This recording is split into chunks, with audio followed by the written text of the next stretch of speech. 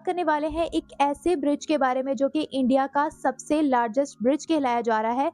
Mumbai trans harbour link के बारे में आज हम बात करने वाले हैं, जिसका ब्रिज मुंबई को नवी मुंबई से कनेक्ट करने वाला है। जो सफर 2 घंटों में कंप्लीट किया जाता था, उसको तकरीबन 15 मिनट में ही कवर कर लिया जाएगा। अल्लाह का करम है। मैंने कल भी एक मजमून लिखा, इंडिया इतना बड़ा ताकतवर मुल्क है।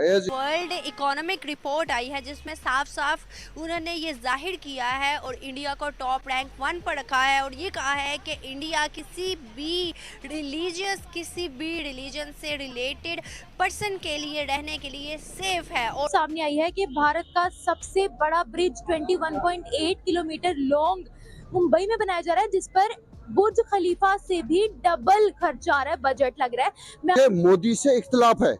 मोदी जो वजीर आजम है ना, वहाँ उसने हिंदुत्व को अरूज दिया, अकलियत महफूज नहीं है, लेकिन उसका कैरेक्टर देखो। उसने तोशे खाने से जो चीजें मिली उसको, उसने फेल पे लगाई। This the difference. This mean economy में वो हमसे बहुत आगे हैं। वहाँ पर बहुत सारी कंपनियों की फैक्ट्रीज लग रही हैं, इसमें कोई शक नहीं है। वो उनका एक सिस्टम है, उनकी एलीट क्लास जो है या उनकी जो गवर्नमेंट है वो इन चीज़ों को लेके चल रही है। उन्होंने गरीबों को, ये मोदी से लाख इख्तिलाफ, बीजेपी से लाख इख्तिलाफ, लेकिन उन्होंने 25 रुपए का आटा कश्मीर में है, 10 से 15 रुपए के वहाँ पर आलू है। नहीं, इतना ही नहीं, वहाँ कैटेगरीज है। वहाँ जो मिडिल क्लास से नीचे है, बिलो पॉवर्टी लाइन, उनको मुफ्त मिलता है।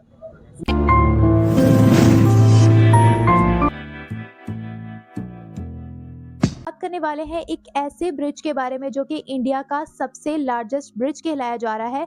मुंबई ट्रांस हार्बर लिंक के बारे में आज हम बात करने वाले हैं, जिसका 90% वर्क कंप्लीट कर दिया गया है और ये टारगेट है कि दिसंबर 2023 यानी कि इस साल के आखिर में ये ब्रिज पूरा कंप्लीट हो जाएगा। अगर बात की जाए इस ब्रिज की, तो ये ब्रिज मुंबई को नवी मुंबई से कनेक्ट करने वाला है। जो सफर 2 घंटों में कंप्लीट किया जाता था, उसको तकरीबन 15 मिनट में ही कवर कर लिया जाएगा। और अगर बात की जाए इसकी लंबाई की, तो 21.8 किलोमीटर की लेंथ है इस ब्रिज की। और अगर बात की जाए इस पर लगने वाले बजट की, तो इसका बजट बुर्ज खलीफा के भी बजट से डबल है। तकरीबन 17,000 करोड़ रुपए का बजट इस पर लगाया जा रहा है। इस बिल्कुल थम गया है पाकिस्तान के लिए। उन्हें इधर और वो रैजनों के पास ये बागडोर आई इस मुल्क की, जिन्होंने इस मुल्क को लूटा। लेकिन अल्लाह का करम है। मैंने कल भी एक मजमून लिखा, इंडिया इतना बड़ा ताकतवर मुल्क है। ताकतवर मुल्क है इंडिया, लेकिन उसके मद्देमुकाबल पाकिस्तान का स्टैंड होना और उसको ललकारना, ये इस बात की गवाही दे रहा है कि पाकिस्तान के लिए मुखलिस अकाबरीन होंगे, सियासतदान होंगे, हुक्मरान होंगे, जनरल्स होंगे, ब्यूरोक्रेट होंगे, अदालती निज़ाम सही होगा, पाकिस्तान आगे चल के तमाम दुनिया पर राज करेगा। लेकिन ये राज करेगा कब? हम हमेशा यही कहते हैं 75 सालों से हम राज करेंगे, हम दुनिया को फतह कर लेंगे, ये करेंगे, हम वो करेंगे। वो कुछ भी नहीं रहा, सिर्फ बातें ही हो रही है। बदकिस्मती ये है, ईरान के पास एटॉमिक पावर नहीं है, लेकिन वो चैलेंज कर रहा है। तुर्की के पास नहीं है, लेकिन चैलेंज दुनिया को कर रहा है।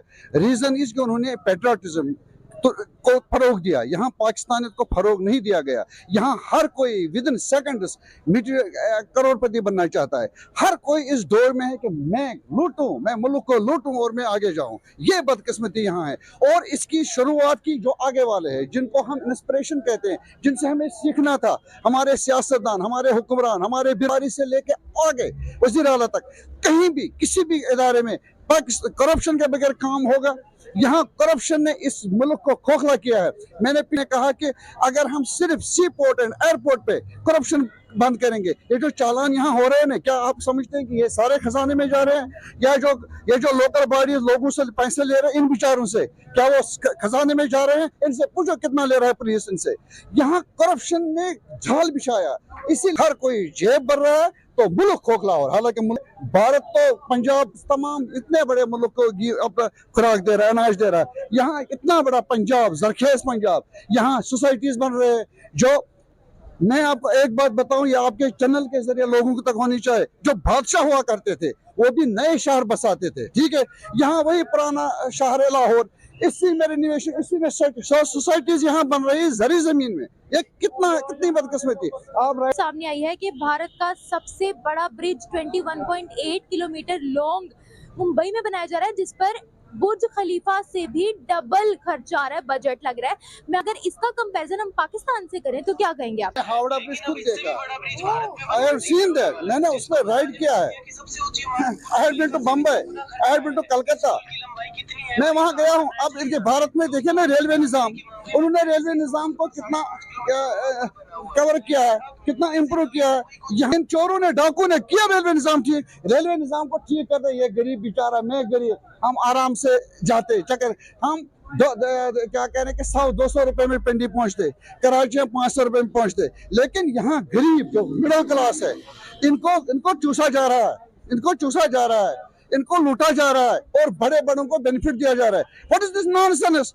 क्या बड़े बड़े लोग गरीब को, जिसको उसको बच्चा मरे, उसको भूख से मरे, दवाई से मरे, उसको नहीं मिलेगी दवाई, एक ब्यूरोक्रेट को मिलेगी, मिनिस्टर को मिलेगी। This is nonsense system. इस सिस्टम को चेंज करके आम बंदे को बेनिफिट मिलेगा। खलीफा से डबल खर्चा कर रहे हैं, ये ब्रिज बनाने पर काम कर रहे हैं। अगर पाकिस्तान की बात की जाती है तो अभी तक अरबों रुपए का हम लोग लोन वगैरह ले चुके हैं, हम लोग इमदाद ले चुके हैं। वो सारा पैसा यहाँ पर क्यों नहीं लग रहा? क्या इंडियन गवर्नमेंट जो है, क्या इंडिया की जो सियासत है वो इंडिया के साथ ज्यादा सिंसियर है और हम लोग करप्ट लोग हैं? और भाई मुझे मोदी से इख्तिलाफ है।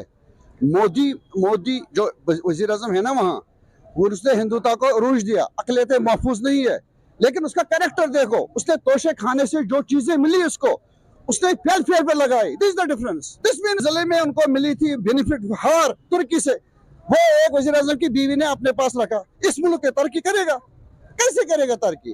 अभी मोदी की बात की है आपने, माइनॉरिटीज की बात की है, वो तो एक अलग टॉपिक है। अगर वहाँ पर माइनॉरिटीज महफूज ना होती है, मतलब इस तरीके से वहाँ पर जुल्म होता है, तो वो 5वें नंबर पर मईशत आती ना, और 3रे नंबर पर आने वाली मईशत डिक्लेयर होती है। तो एक तो बहुत लंबा टॉपिक है, लेकिन अब जो मैं सवाल आपसे करने वाली हूँ वो ये करने वाली हूँ, आपको क्या लगता है कि भारत ने किन किन चीजों पर काम किया है कि आज हमसे वो कदरे आगे हैं और दुनिया में उनकी इज्जत भी है? मैंने पिछलिया में देखिए, इंडिया के हम खिलाफ है, लेकिन मैंने एक बार लिखा था, कुफर भी हिकमत से खाली नहीं। जो हिकमत की बातें हैं दुश्मन के पास भी, वो हमें गेन करनी चाहिए, उनको अपनाना चाहिए। क्या आपको मालूम है इंडिया में गरीबों को मुफ्त राशन मिलता है? Do you know that? Kashmir जहां इंडिया के खिलाफ मुहिम जारी है, जो इंडिया के खिलाफ लड़ रहे हैं, कश्मीर को भी मिल रहे, पता है? ये आपको मालूम है? कश्मीर में भी गरीब को, उन्होंने गरीबों को, ये मोदी से लाख इख्तिलाफ, बीजेपी से लाख इख्तिलाफ, लेकिन उन्होंने 25 रुपए का आटा कश्मीर में है, 10 से 15 रुपए के वहाँ पर आलू है। नहीं, इतना ही नहीं, वहाँ कैटेगरीज है। वहाँ जो मिडिल क्लास से नीचे है, बिलो पॉवर्टी लाइन, उनको मुफ्त मिलता है।